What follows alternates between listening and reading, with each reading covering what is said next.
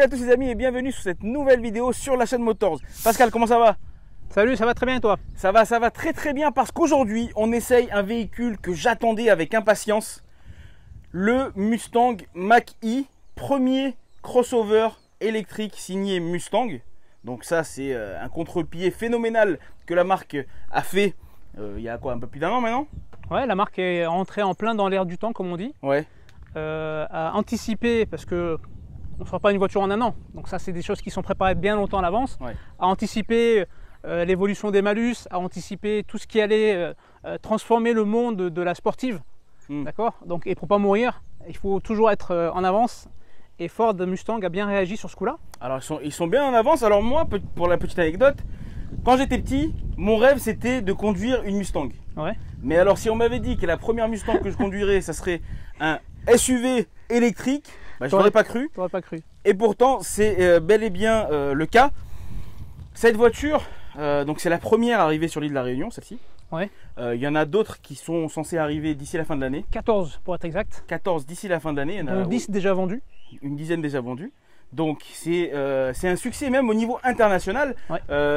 Pour la petite anecdote encore une fois, l'usine Mustang aux États-Unis produit actuellement plus de Mach-E que de Mustang thermique. Ouais. Donc c'est pour dire à quel point cette voiture c'est l'avenir de Mustang, même si ça va faire mal aux aficionados de la marque. Mais c'est vrai que ce virage a été pris et bien pris puisque bah, c'est de la Mach-E qu'on produit actuellement. C'est le même phénomène en réalité que tu rencontres avec Porsche, avec le Taycan, Ouais. qui est un véhicule électrique qui aujourd'hui fait un carton plein. Tu as également, pas en électrique mais en mode SUV, Lamborghini avec le Urus. Ouais, c'est beau. Donc Ça. tu as des voitures qui aujourd'hui sont totalement à l'opposé de l'essence même d'une marque, Ouais. qui font des cartons pleins et les autres modèles sont presque à la ramasse quoi. Bon, à la décharge des Mustangs thermiques, on va dire que le malus Ouais, les a pas aidés, écologique on va n'aide dire. pas. C'est un coup de bambou énorme. Ouais. Cette histoire de malus où tu as des 50 000, des 40 000, des 50 000 euros à payer en plus du prix de ta voiture. Il y a des modèles qui survivront pas, ça c'est clair. C'est dissuasif, ça c'est clair. Bon, aujourd'hui on a ce véhicule entre les mains. On va l'analyser comme on fait d'habitude. Hein. On va regarder son look parce qu'il a un look, qu'on le veuille ou non. Enfin, bon, après ça c'est mon avis, je le trouve juste hyper réussi et très agressif. Malgré que ce soit entre guillemets une familiale. Bah, si tu filmes juste ça, cette partie-là, c'est une Mustang à 3000%. Ouais. D'accord. C'est uniquement quand tu te mets sur le côté et que tu vois, ah d'accord, c'est un SUV. vrai. C'est là où tu sens la grosse différence, mais c'est vrai que la face avant, c'est du typique Mustang, bien évidemment, il y a la calandre qui est fermée. Regarde, on reconnaît les lignes de la calandre traditionnelle d'une Mustang thermique. C'est le même tracé, mais effectivement c'est une calandre fermée puisqu'on est sur un véhicule électrique. Ah, mais esthétiquement, franchement, l'avant est super réussi, ça c'est clair. L'avant est super réussi. Regarde là, tu as ces lignes ici. On a un avant qui est quand même assez agressif, avec un capot à la sauce Mustang, comme ça bosselé, très dynamique. Ouais, surtout les petites courbes ici là sur le côté, c'est des courbes, ça c'est sûr qu'elle en a. C'est une voiture généreuse. Les phares à l'avant, ils sont dessinés dans le détail. C'est pas un bloc lumineux comme ça fait à la va-vite. C'est vraiment bien dessiné. Regarde là, on voit les contours un petit peu ici. Franchement, voilà, si c'était un argument, et ben franchement, j'ai pas les mots tant cette voiture me stupéfait. On passe sur le côté un peu petit à petit. On arrive sur des grosses roues. On est, il me semble, en 20 pouces ici. Alors je vais vérifier ça. Non, 19 là. 19 pouces. Ouais. Ok, on est sur des jantes en 19 pouces. Regarde, ils ont mis les petits étriers rouges à l'arrière. Ah, les gros étriers même.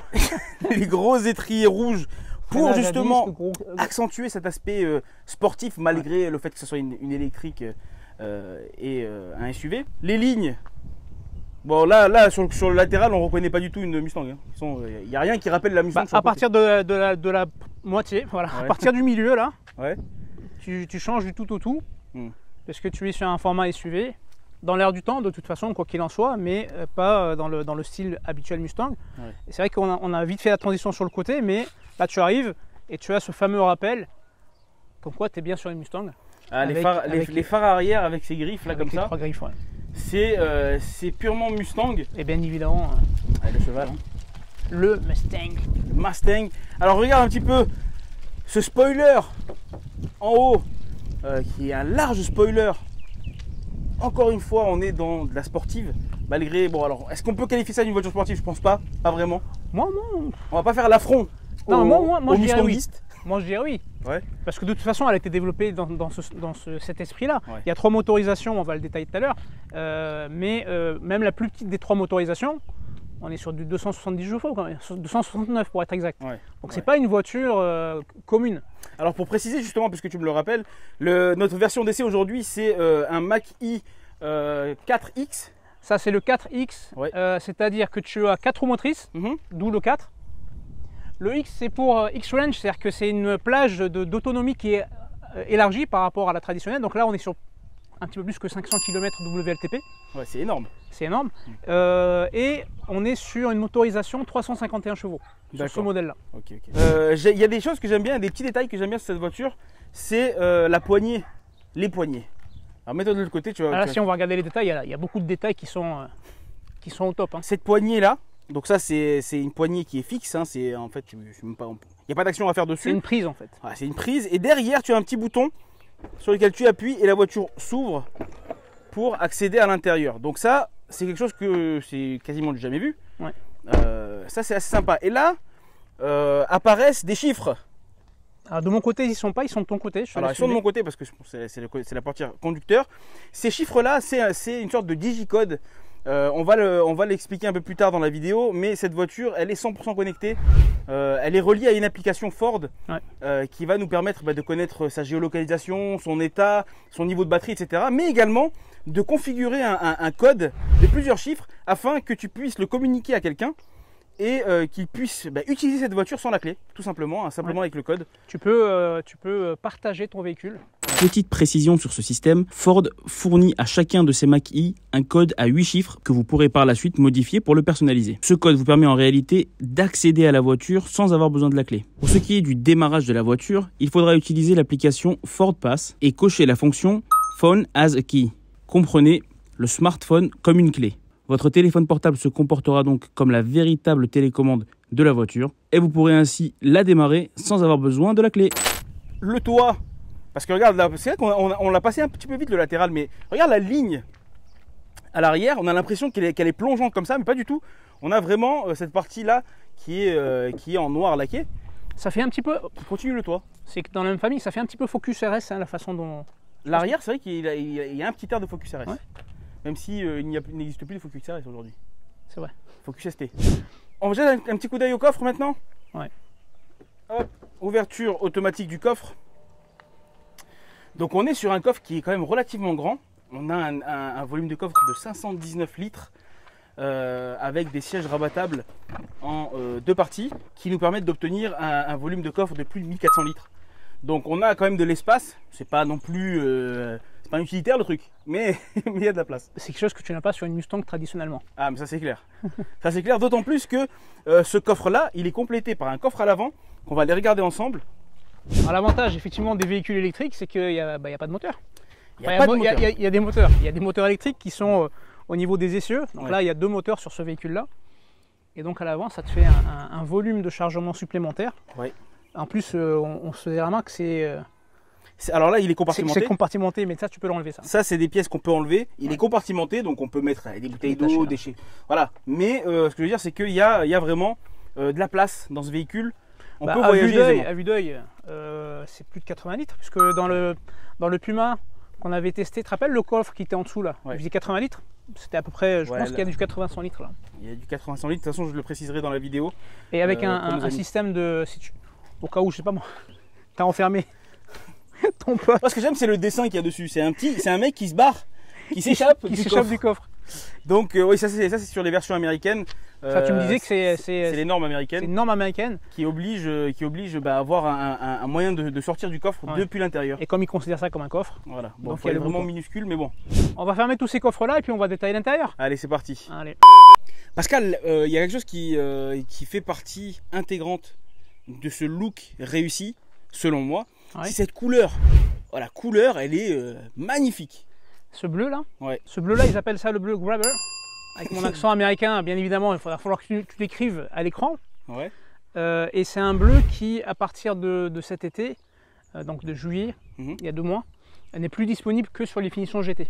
D'accord. Donc ça, c'est un modèle qui n'est pas une GT, mais qui a cette couleur-là. Mais les prochaines n'auront pas cette couleur. C'est un coloris assez exclusif quand même. Hein. À l'intérieur du Mach-E, alors autant l'extérieur c'est un véhicule hyper dynamique, autant à l'intérieur on est dans un véhicule hyper zen, raffiné, on est dans une autre ambiance. On va commencer par les finitions d'habitude, on commence par l'écran. Ouais, mais l'écran est tellement énorme qu'on va le laisser pour la fin. Les finitions sur cette voiture, elles sont de qualité. Ici c'est du cuir, sur piqûre. Ici on a longtemps hésité à se dire est-ce que c'est une enceinte entière, mais non en fait c'est le look. On est équipé en Bang & Olufsen, donc une très bonne sono. Le volant, super sympa, c'est la première fois que je tiens un volant avec un cheval dessus. Ouais. Donc, alors quoi que non. Alors que la première couverture de moteur c'était un cheval, c'était une voiture cheval. Hein. Alors j'ai déjà conduit un cheval cabré. Ouais, mais pas le même cheval. C'était pas le même cheval.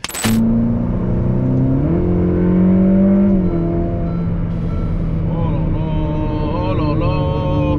Limitateur et régulateur de vitesse, bien évidemment cette voiture elle a tout team d'équipement d'aide à la conduite des ADAS comme on dit. Ouais, elle est complète. Aujourd'hui, j'étais en train de me focaliser sur l'écran d'instrumentation, il est assez fin. Et très petit écran d'instrumentation. C'est quand même assez spécial comme présentation. Et bien tout simplement parce que cet écran d'instrumentation va te servir uniquement à avoir les informations primaires. Mais ils n'ont pas fait beaucoup. Parce que là, ils ont fait un truc qui est énorme. C'est là où l'œil va s'accrocher un petit peu. C'est là où l'œil va s'accrocher. C'est cette dalle énorme verticale de 15,5 pouces, donc énorme écran. Énorme écran positionné de façon verticale. Ouais. C'est pas sans rappeler, bien évidemment, le mastodonte Tesla en face, qui est le concurrent américain, donc le compatriote, mais dans le monde de l'électrique et sportive. Ouais. Voilà, c'est la cible à abattre. C'est exactement ça, c'est la cible à abattre. On est sur les modes de conduite. Ouais, donc la voiture a 3 modes de conduite. Donc on a le mode active, regarde en plus tu peux appuyer sur le i, on te donne les informations. Okay, conduite équilibrée, drôle et captivante, donc c'est un mode un peu éco si tu veux. Whisper, conduite homogène, calme et tranquille, donc un peu confort. C'est pas pour toi ça. Hein. Ça c'est pas pour moi. Et Untamed, conduite excitante, machine et route ne font plus qu'un. Donc c'est la version dynamique, le mode de conduite le plus dynamique sur cette voiture. Et on va l'essayer tout à l'heure sur la route et on va voir est-ce que vraiment il y a un changement de comportement. On le verra un peu plus tard. Regarde là tu as une petite voiture ici, c'est pour revenir au menu principal. Moi j'ai réglé l'Apple CarPlay. Donc Apple CarPlay, Android Auto actif sur cet écran. Ici tu as cette partie là qui ne bouge pas. Ça reste tout le temps comme ça, c'est parce que c'est la partie qui a trait à la ventilation, à l'aération de la voiture. Donc tu augmentes, tu baisses, bref regarde l'animation. Ça c'est l'animation, hop, tu montes la température, tu baisses la température. Ouais, on va laisser en bas parce qu'il fait chaud. Regarde là, tu as le mode conduite monopédale. Ça on le voit de plus en plus sur les véhicules électriques. Ouais, l'équivalent du bouton B. L'équivalent du bouton B sur d'autres modèles. C'est le fait de pouvoir conduire sans forcément utiliser la pédale de frein, puisque la voiture, dès que tu enlèves le pied d'accélérateur, freine automatiquement et ça permet de régénérer la batterie. Donc ça c'est sympa, on l'a dessus. Son de propulsion, ça c'est pour ceux qui n'aiment pas rouler dans le silence, mais pour être totalement honnête, c'est pas non plus un son de ouf. C'est pas le vrai V8. Non, on n'est pas du tout dans ça. Les caméras à droite, à gauche, on a une visibilité sur tout l'ensemble de la voiture, donc l'avant 360 degrés. On a une voiture qui est personnalisable de A à Z. On a une voiture qui est très accueillante. On n'a pas parlé d'ici, mais regarde là, tu as un énorme chargeur à induction. Et ça, j'adore parce que c'est facile. On le pose et puis. Ça prend les grands téléphones aussi. Voilà, ça prend les grands téléphones. Là, tu as les portes gobelets, chargeur USB-C et USB. Donc, ils ont pensé aux deux. En bas, tu as du rangement. En bas, tu as du rangement encore. Ici, tu as encore du rangement. C'est assez profond en plus. C'est assez profond. 12 volts. Chargeur 12 volts. Chargeur 12 volts. Frein à main électrique. Frein à main électrique. La petite molette des vitesses. La boîte automatique. Ouais, sélection de vitesse. Sélection de vitesse. Je te propose qu'on aille à l'arrière parce qu'on n'a pas testé l'habitabilité à l'arrière. Ouais. Juste avant d'aller à l'arrière, je voulais qu'on filme ça quand même. Ah, le plafond. Ce sublime plafond le toit, en verre. Le toit en verre. Alors, il n'y a pas de. Tu remarqueras, il n'y a pas de voile. C'est-à-dire qu'on peut pas le fermer, il reste tout le temps comme ça. Il change en fait de teinte en fonction de l'intensité du soleil. Il s'adapte. Ouais. Il s'adapte à la luminosité extérieure, ce qui fait que tu n'es jamais cramé en fait par le soleil. Hein. Ça te protège. Tu es protégé. À l'arrière. Allez, regarde-moi cet arrière. Donc on est sur des sièges. Regarde comment le doigt s'enfonce. Tant c'est moelleux. On est sur du confort. Donc je le disais, Mustang, marque sportive, dynamique. Ce véhicule, il est dynamique de l'extérieur, mais regarde l'intérieur, comme on est confortable. On a des très beaux sièges, donc cuir sur piqûre bleue. Donc comme tu disais, First Edition, donc on est vraiment dans le haut de gamme. Très sympa. Regarde la contre-porte. On a en haut des matières qui sont du plastique moussé. L'intérieur, pareil, il est moussé. Il n'y a pas de plastique ou très peu. La sono énorme Bang & Olufsen. Et puis regarde l'espace. Regarde l'espace que j'ai. Donc encore une fois, on connaît ma taille, 1m75. Devant moi, 1m75. Et regarde. Et une casquette. Et une casquette. Regarde tout l'espace qui me reste au genou. La tête, j'en parle même pas, même si, tu vois, ce que je te disais tout à l'heure, la ligne du toit, on a l'impression qu'elle va en s'abaissant à l'arrière, mais pas du tout. On a assez d'espace. Et puis le toit panoramique, là, on peut très bien en profiter. C'est magnifique. Regarde, dernière chose aussi avant de te laisser. On a ici donc la connectique, on a une double buse. Mais regarde, on n'a pas de pont ici au milieu. Il n'y a pas de tunnel au milieu. Il n'y a pas de tunnel, pardon, au milieu. Ce qui permet de recevoir 3 personnes à l'arrière. Dans une Mustang. Dans une Mustang. Une Mustang qui transporte 5 personnes quand même. Énorme. 5 personnes, mais dans le confort. Steve McQueen n'y aura pas cru. Dans le confort, regarde la place qu'il y a là. C'est-à-dire que là, on a un vrai siège pour le passager du milieu. Je pense que pour les familles, avec un papa un peu dynamique qui aime bien appuyer sur la pédale et pour faire des longs trajets, franchement, cette voiture, elle est plutôt bien. Bon, c'est pas tout. On a détaillé le look de cette voiture. Maintenant, il est temps d'essayer. Ouais. Il est temps de se régaler. C'est parti.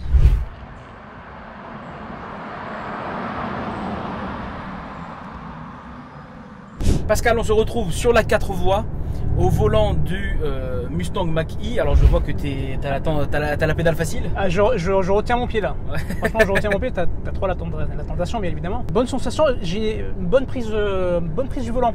Bonne prise en main. Et surtout, tu vois, t'as le capot là que tu vois de façon importante quand tu es au volant. Ouais. Et t'as les sensations en fait Mustang. J'ai pas conduit une Mustang, mais j'ai déjà été passager d'une Mustang. Ouais.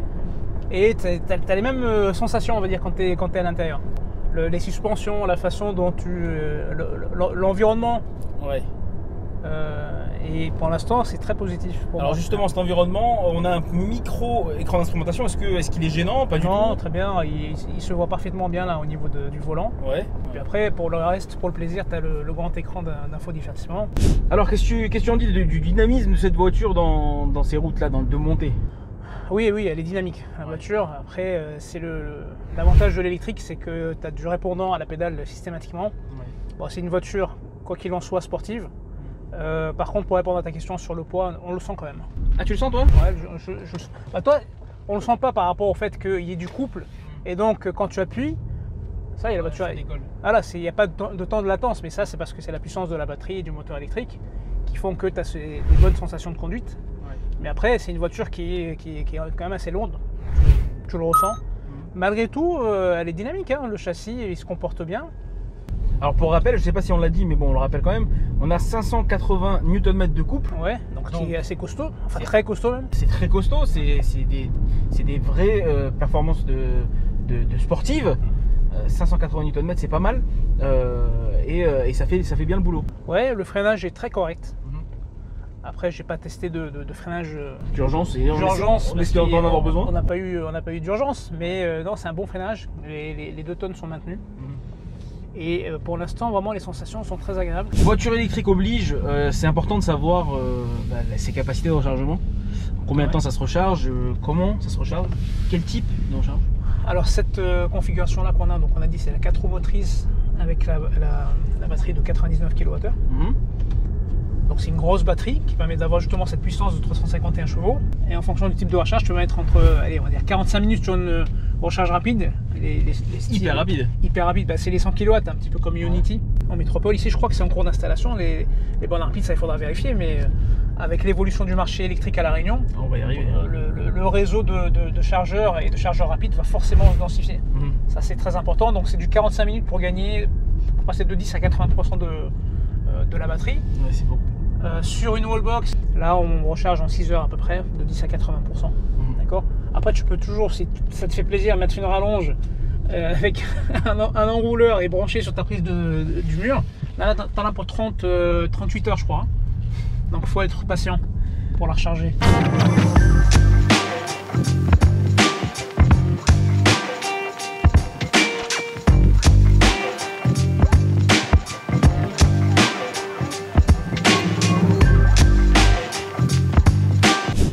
génial, on se retrouve à la concession.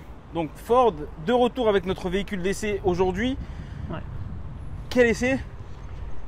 Et c'est très sympathique. Qu'est-ce que tu as pensé de ce véhicule? On va faire les plus, les moins peut-être, s'il y en a. Bah, les moins, je pense qu'on n'a pas eu assez le temps de l'utiliser pour souligner des choses négatives. Parce que pour l'instant, moi, j'ai rien remarqué qui serait... Ah, tiens, ah oui, un petit truc. Ouais. Le maintien au niveau des cuisses, quand tu es sur le siège avant, quand tu roules un petit peu dans les courbes, ça mériterait d'être un petit peu plus maintenu. Voilà, ce petit point-là éventuellement. Ouais.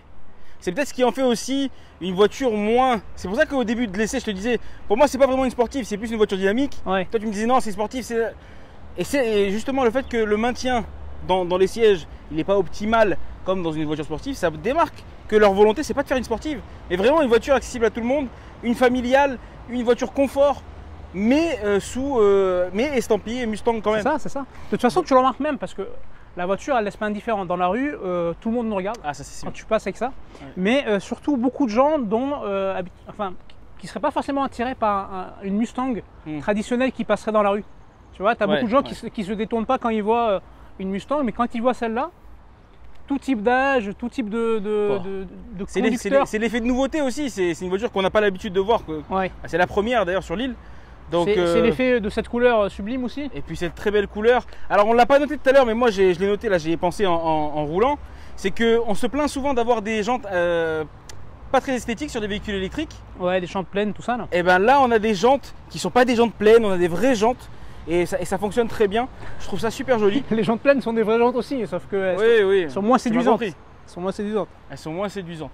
Moi je ressens que voilà, tu es dans un véhicule premium.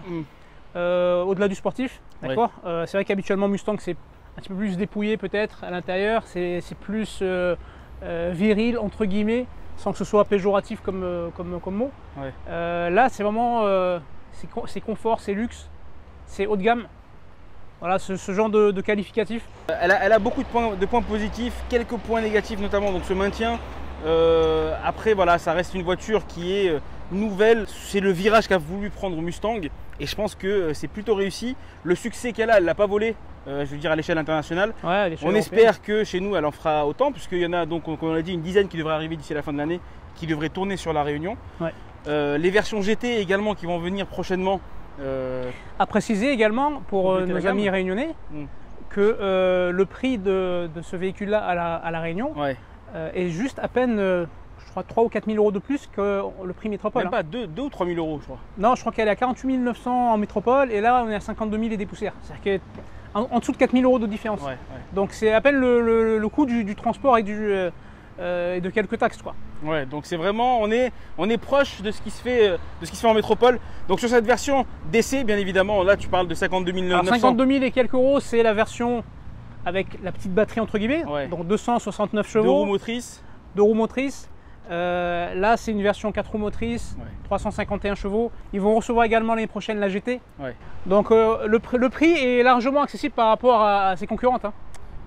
Il se situe bien au niveau de ses concurrentes. Concurrentes, c'est les gros SUV électriques.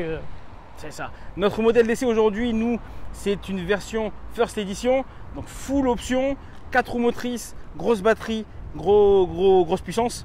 On est aux alentours des... Celle-là, clé en main, 79 000 euros. 79 000 euros. Ouais. Donc un petit peu en dessous des 80 000 euros pour cette Mustang électrique proposée ici chez CMM. Vous l'aurez compris les amis, cet essai est terminé. On adore nous essayer ce genre de véhicule parce que ça fait toujours plaisir. Même si les aficionados de Mustang ne veulent pas le reconnaître. Ça reste une très bonne voiture. Enlevez le cheval si vous voulez, mais ça reste une très bonne voiture. Ça reste une très bonne Mustang. Hein. Ça reste une très bonne Mustang, quoi qu'il en soit. Les amis, je vous dis à bientôt sur la chaîne Motors. Bien sûr, si vous avez apprécié la vidéo, je vous invite à la liker, à la partager et à la clocher. Voilà. À vous abonner. À vous abonner, à la partager.